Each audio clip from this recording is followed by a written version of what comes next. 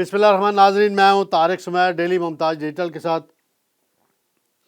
Adiala jail کے دروازے اب بار بار کھلیں گے، روز ملاقاتیں ہوں گی، چارٹر آف ڈیمانڈ تیار ہو رہا ہے اور اس کی تفصیل میں آپ کو بتاؤں گا، اور آگے چل کے مذاکرات کیا رخ اختیار کر سکتے ہیں یہ بھی میں بتاؤں گا۔ پھر تحریک انصاف کے اندر ایک خاتون رہنما ہیں، انہیں جنرل رانی کا خطاب دے دیا گیا ہے۔ یہ کیا کہانی ہے، ایسا کیوں ہوا ہے، یہ میں بتاؤں گا۔ وزیراعظم شہباز شریف نے امریکی پابندیوں پر سخت رد عمل کا اظہار کیا ہے اور کہا ہے کہ پاکستان کا ایٹمی پروگرام پرامن مقاصد کے لیے ہے، اپنے دفاع کے لیے ہے، اور اس پر کوئی سمجھوتا نہیں کیا جائے گا۔ یعنی دو ٹوک اور واضح پیغام دنیا کو، ان ممالک کو دیا گیا ہے جو پاکستان کی دفاعی صلاحیت پر سوالات اٹھاتے ہیں۔ سب سے پہلے میں آؤں گا، اڈیالہ جیل کی سرگرمیاں ہیں، اور عمران خان صاحب سے آج بشریٰ بی بی کی بھی ملاقات ہوئی ہے، بیرسٹر گوہر فیصل چودھری کی بھی ملاقات ہوئی ہے، اور جو مذاکرات کا عمل ہے اس حوالے سے بیرسٹر گوہر نے بریفنگ دی ہے۔ پھر بعد میں جو مذاکراتی کمیٹی کے ارکان ہیں وہ بھی پہنچے ہیں گنڈا پور کی سربراہی میں، اور باقی لوگ رہنما، ان کی ملاقات جب میں یہ ریکارڈنگ کرا رہا ہوں تو جاری ہے۔ بہرحال یہ ایک اچھی شروعات ہوئی ہیں مذاکرات کی عمل کی، اور میں تو ریکارڈ پہ ہوں، میری تمام وی لاگز میں، میری تحریروں میں یہ موجود ہے کہ عمران خان فوج سے مذاکرات کی خواہش چھوڑ دیں اور سیاسی جماعتوں سے مذاکرات کریں۔ بالآخر انہیں وہ کیا کہتے ہیں، 100 پیاز 100 گنڈے والی بات ہے، اس پہ آنا پڑا سیاسی جماعتوں کے درمیان، اور اسپیکر ایاز صادق نے کارنامہ سر انجام دیا۔ میں تھوڑے ماضی کے ایک دو مذاکرات کی کہانی تھوڑا سا شیئر کرتا چلوں، پھر بھی یہ بتاؤں گا چارٹر آف ڈیمانڈ کے ریفرنس میں۔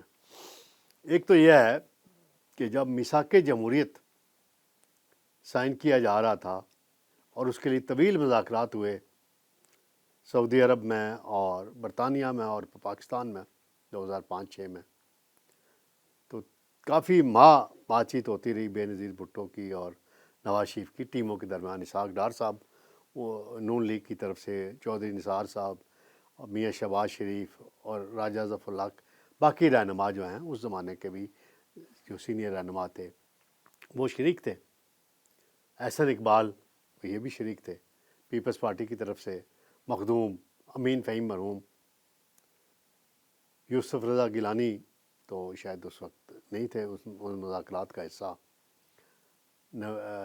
رضا ربانی، نوید قمر اور یہ باقی لوگ تھے۔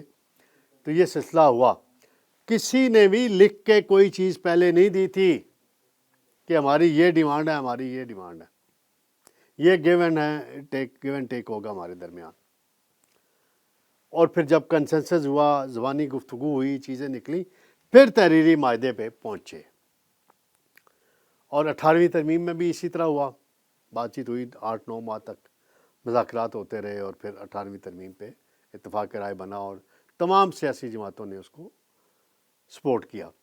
پھر پی ٹی آئی کے دور حکومت میں 2021 کی بات ہے، 2020-21 کی بات ہے ناظرین، تو اس وقت نیب ترامیم جو تھیں، قوانین نیب آرڈیننس میں ترامیم کے لیے بات چیت ہوئی، اور اس وقت کے اسپیکر اسد قیصر جو پی ٹی آئی کے سینئر رہنما ہیں، انہوں نے اپنے رہائش گاہ پہ رات کے اندھیرے میں مذاکرات کرائے، گورنمنٹ کے اور نون لیگ کے اور پیپلز پارٹی کے اس وقت، اور 32 نکات کی تجاویز نون لیگ اور پیپلز پارٹی کی طرف سے دی گئی، جن میں زیادہ تر پہ اتفاق ہوا، اور جو قانون ابھی لاگو ہے تقریباً انہی کی روشنی میں ہے۔ تو اچانک جب عمران خان کو پتہ چلتا ہے کہ یہ ہو گیا، اور اس وقت کے فیض حمید کو پتہ چلتا ہے، تو وہ پھر صورتحال خراب کرا دیتے ہیں۔ پھر شاہ محمود قریشی کی ڈیوٹی لگتی ہے جو ان مذاکرات کا حصہ بھی تھے، وہ قومی اسمبلی میں آتے ہیں، میں خود موجود تھا قومی اسمبلی میں اس وقت، اس دن، اور وہ آ کے یہ کہہ دیتے ہیں کہ نون لیگ اور پیپلز پارٹی نواز شریف زرداری اور فلاں فلاں کے لیے NRO مانگ رہی ہے۔ یہ میں بیک گراؤنڈ بتانا ناظرین ضروری سمجھتا ہوں۔ تو اس پہ وہ بات ہوتی ہے، پھر وہ ٹوٹ جاتا سارا سلسلہ۔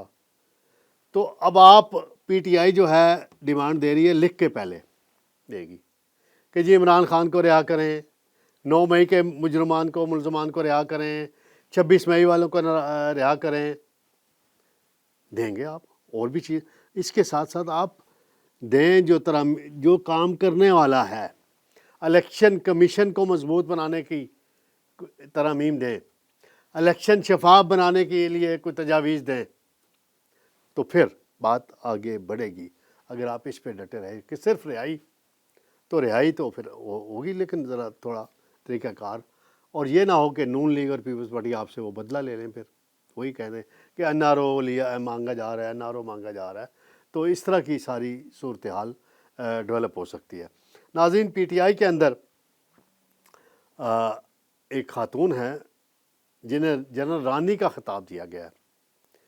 جنرل رانی کون تھیں اور ان کی کیا ہسٹری ہے، وہ میں کیا بتاؤں، شہاب نامے میں بھی موجود ہے، حمود الرحمان کمیشن کی رپورٹ میں موجود ہے، جنرل یحییٰ خان مرحوم کا ذکر بھی ہے، اور جنرل رانی کا بھی ذکر ہے۔ تو وہ ایک اس زمانے کے اخبارات دیکھ لیں، کتابیں دیکھ لیں، تو موجود ہے کہ وہ کیا تھا۔ تو اب جنرل رانی کو کس کو کہا گیا ہے، اس حوالے سے میں تھوڑی سی تفصیل بتاتا چلوں۔ انسداد دہشت گردی عدالت میں ایک ضمانت کا کیس چل رہا تھا، تو وہاں PTI کے وکلاء اور خاتون رہنما ہیں مشال یوسفزئی، جنہیں گنڈا پور نے اپنے اسپیشل اسسٹنٹ کے عہدے سے برطرف کیا، ابھی چند ہفتے قبل کی بات ہے۔ تو ورکر جو ہیں PTI کے اور PTI لائرز فرنٹ کے، وہ بڑے نالاں ہیں اس کے مشال یوسفزئی کے رویے سے۔ انصاف لائر فرنٹ کے ایک عہدیدار ہیں، ان کا ایک واٹس ایپ پہ نوٹ منظر عام پہ آیا ہے، جس میں انہوں نے کہا کہ یہ جو غلط بیانی کرتی ہیں مشال یوسفزئی، اور اس کی وجہ سے بڑے مسائل پیدا ہوتے ہیں۔ انہوں نے سنجانی کے معاملے میں بھی غلط بیانی کی، اور ضمانتوں کے کیس جب لگتے ہیں عدالتوں میں، اس میں بھی غلط بیانی کرتی ہیں۔ اور دوسرا سب سے بڑی بات جو لکھی گئی ہے وہ یہ کہ بشرا بی بی اور علیمہ خان کے درمیان دراڑیں ڈلوانے میں، انہیں دوریاں پیدا کرانے میں بھی مشال یوسفزئی کردار ادا کرتی ہیں، اور انہیں ہم جنرل رانی کا خطاب بھی انہوں نے دیا اس عہدیدار نے۔ تو یہ ایک نئی بات سامنے آئی ہے، کیوں خطاب دیا گیا ہے، کیا ہے یہ ان کا آپس کا اندرونی معاملہ ہے PTI کا، وہ جانے اور وہ جانے، اس پہ میں زیادہ بات نہیں کرنا چاہتا۔ ناظرین، آج کابینہ کا اجلاس ہوا ہے، جس میں وزیر اعظم شہباز شریف نے اپنے خطاب میں 2-3 اہم باتیں کی ہیں۔ ایک مذاکرات کے تناظر میں کیا، وہ بھی میں بتاؤں گا۔ جو امریکہ نے حال ہی میں پاکستان کے بیلسٹک میزائل پروگرام کے حوالے سے 3 کمپنیوں پہ پابندی لگائی تھی، اس پہ وزیر اعظم نے سخت رد عمل دیا ہے۔ انہوں نے کہا کہ امریکی پابندیاں بلا جواز ہیں، پاکستان کا جوہری پروگرام 100% دفاعی مقاصد کے لیے ہے۔ یہ جوہری پروگرام ملک کے 24 کروڑ عوام کا پروگرام ہے، جس پر کوئی سمجھوتا نہیں ہو سکتا، نہ کریں گے۔ انہوں نے کہا کہ دفتر خارجہ نے اس بارے میں بڑا جامع اور مفصل اپنا رد عمل دیا تھا، اور میں واضح کرنا چاہتا ہوں کہ قوم متحد ہے ملکی دفاع کے لیے، ایٹمی پروگرام کے تحفظ کے لیے۔ پھر انہوں نے مذاکرات کے حوالے سے بات کی ہے، ان کا اسپیکر صاحب کا مجھے تجویز آئی تھی، اور میں نے اس پہ کمیٹی بنائی، اور کل بڑی اچھی میٹنگ ہوئی ہے، مجھے جو فیڈ بیک ملا ہے۔ 2 جنوری کو اگلی میٹنگ ہوگی، اور ہم چاہتے ہیں کہ قومی مفاد کے مطابق آگے بڑھیں، ذاتی پسند اور ناپسند کو ایک طرف رکھیں، تاکہ ملک کے اندر سکون کی فضا پیدا ہو۔ انہوں نے کہا کہ میں کسی کی نیت پر شک نہیں کرنا چاہتا، امید ہے فریقین مل کر کوئی بہتر حل نکال لیں گے۔ یہ بڑی ٹھوس باتیں کی ہیں وزیر اعظم صاحب نے، اور انہوں نے کھل کر بتایا، ہاں معیشت آپ نے کچھ بہتر کی ہے وزیر اعظم صاحب، سیاسی استحکام اگر آپ لے آئیں اور میثاق معیشت کر لیں کہ معیشت کے ان معاملات پہ جو بھی حکومت آئے وہ ٹریک سے نہیں ہٹے گی، کیونکہ ماضی میں ٹریک سے ہٹنے کا 2022 میں جو ہوا، 21 اور 22 میں، اس کا نتیجہ قوم اب تک بھگت چکی ہے اور بھگتتی رہے گی۔ پھر بنگلہ دیش کے حوالے سے جو صورتحال ہے، تعلقات بہت بہتر ہوئے ہیں اور انڈیا بڑا پریشان ہے۔ انڈین میڈیا دیکھیں تو اگر پاکستان سے چاول جاتا ہے تو اس کو وہ کہتے ہیں اسلحہ آ گیا، پاکستان سے اسلحہ بنگلہ دیش بھیج دیا گیا۔ خدا کا خوف کریں انڈین میڈیا، پروپیگنڈا آپ جعلی کرتے ہیں، جھوٹا پروپیگنڈا کرتے ہیں۔